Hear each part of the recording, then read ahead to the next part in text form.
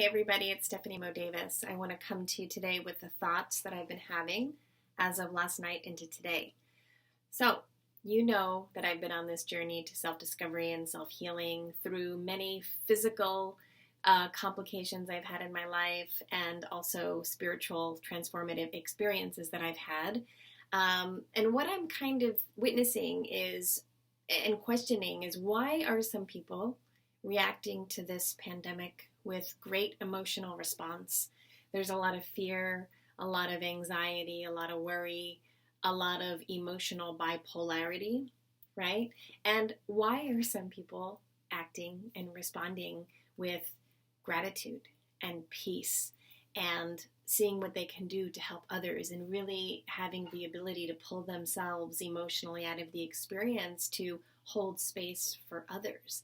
So to me, it's a reflection of the state of the world that we've been in for a very long time, which is this aspect of bipolarity, right? It's kind of, black or white, or Democrat or Republican, or you're pro this or you're anti this. It's like two ends of the spectrum that are always at interplay with each other and trying to find and harness some sort of middle ground.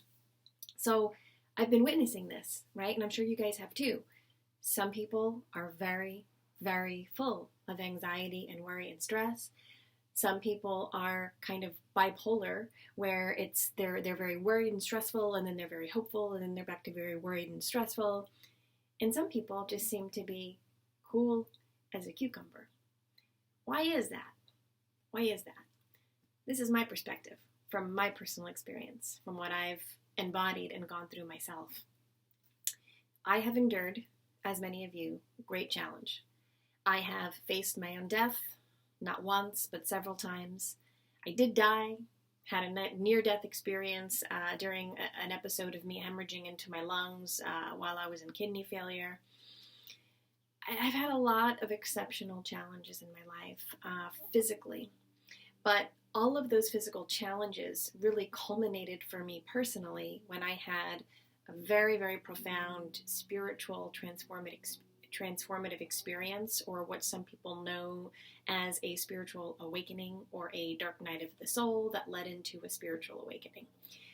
This would be an exceptional and equally challenged spiritual and inner self-development phase, right? So we are spiritual beings having a human experience, and we are the totality of the mind, the body, and the spirit.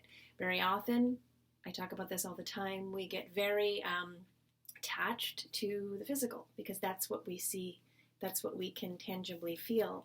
But we're very much eliminating a huge aspect of health and wellness and the joy of what it is to be a human embodiment if we're not addressing the other aspects. So this spiritual transformative event that I endured and has forever changed me was equally as important and equally as life-altering and challenging to get through as was my physical challenges that I survived and lived through. Okay, so the physical aspects were a breaking down of my physical body and, me becoming so weak and so ill from the outside that I didn't know if I was going to survive. The spiritual experience was a death of another sort. It was a death, it was an existential crisis and the death of who I thought I was and everything about who I thought I came here to be, and how that broke down. And it was very rapid and very ambush style for me. It was very, very hard to process. It took me a good 2 to 3 years to begin to conceptualize what was happening to me from the inside out. But that being said, okay, let's get to the point. I know I'm long-winded. The point is that I've endured very great physical challenge, but I've also endured very, very great spiritual and emotional and mental challenge as well, okay? And I chose to process and figure this out on my own, the spiritual aspect of this. So I had to do a lot of personal self-development and work.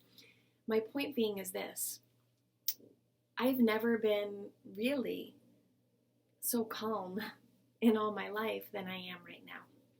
And when this all happened, I had the ability to see and to witness and to understand on a global level what was happening. And I understood the severity of it. But something within me felt safe. I felt in faith. I felt like I was trusting the process of what the divine was doing at this time.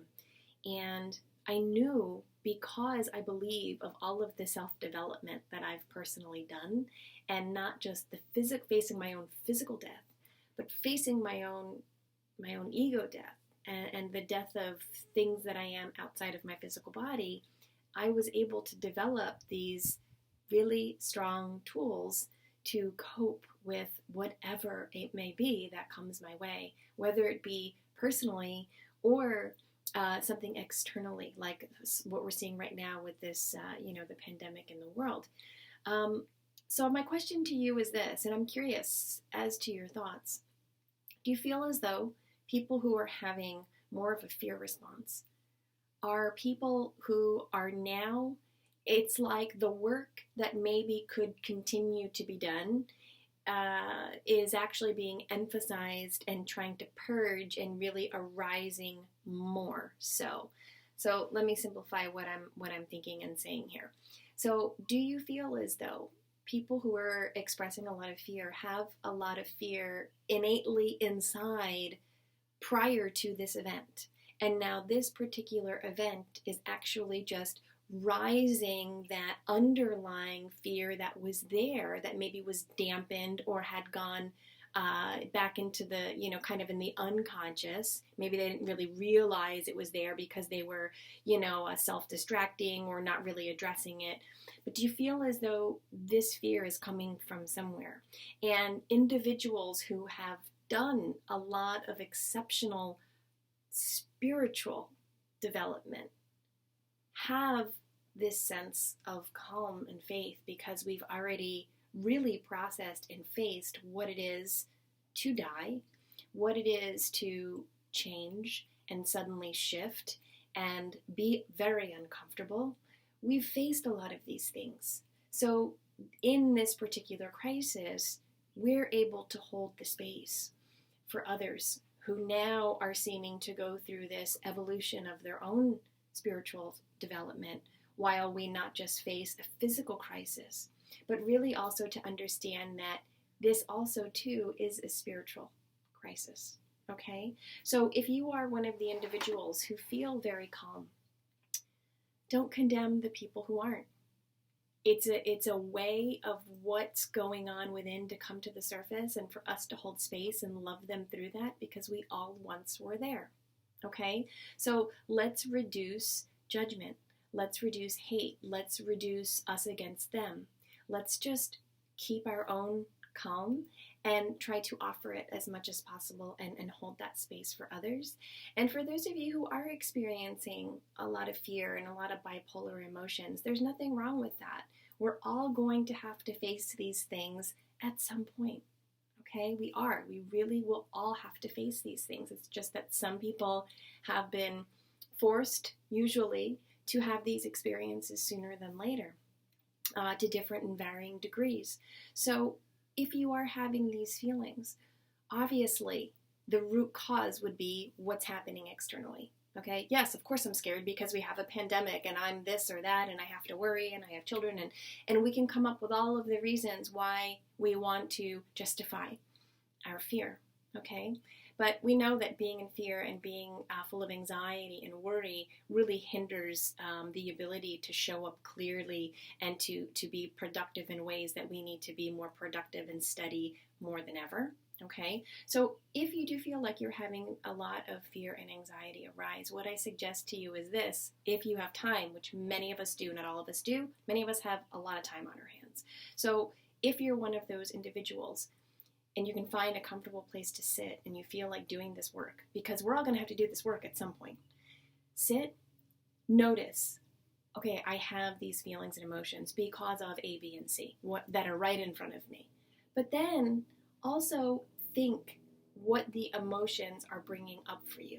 Is it fear of death? Is it fear of something happening to your family? Is it fear of finances? Is it fear of, what is it really? Get to your own personal root of what really it is that's really, truly bothering you. Yes, there is a pandemic. That's obvious. That's very surface. That's very right in front of us. But what is it you're truly worried about? Is it, your stability, your financial support, your family, yourself, death, what food, toilet paper? Like, what is it that you're really, really, really worried about? Okay? And I know it's grim to talk about, well, I'm just scared to die. Really, like, when it comes down to it, that's kind of maybe the root of what it is. And the reality is, folks, we're all going to have deaths, okay? Whether it be the physical death and transitioning into the different state of, or whether it be a spiritual death, an ego death, a shifting of who you are from the inside out on a spiritual level. We're going to have many of these deaths and rebirths throughout our lifetime. And it's better to understand what it is and to sit with it and to face it and to work through it, because it may happen again. And if you've gone through this process of death and rebirth, here, it gets a little bit easier each time you do it, okay? Because this is the nature of life.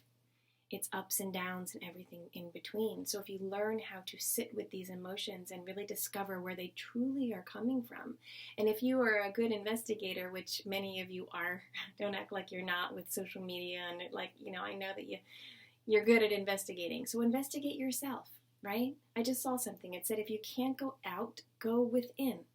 I think this is a beautiful time in history on a spiritual level to heal the collective feminine and to go within and to self-reflect and to understand, what are you truly afraid of?